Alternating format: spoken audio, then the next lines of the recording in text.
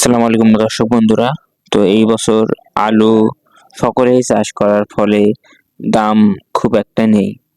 তো দাম না থাকায় কারণে কৃষকের মাথায় বর্তমান হাত চলে আসছে। এই আবার জমিতে বৃষ্টি হয়ে জমির আলুগুলো পানিতে ডুবিয়ে গেছে। তো এই যাওয়ার ফলে তো আরো লস, মানে লসের কোনো সীমা নেই।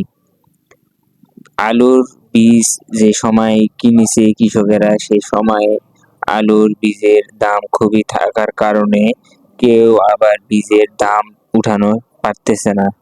তো কৃষিকাজ হচ্ছে এরকমই। তো দেখুন, এত সুন্দর ফলন হওয়ার সত্ত্বেও আলুর দাম না থাকায় তো কোনো উপায় পাওয়া যাচ্ছে না। তো আশা করা যায় পরের বছরগুলোতেও আবার দাম পাওয়া যাবে। দাম না পালেও আমাদের বাড়িতে খাওয়ার জন্য ভরপুর আলু থাকবে। তো আলহামদুলিল্লাহ, অনেক সুন্দর আলু হয়েছে।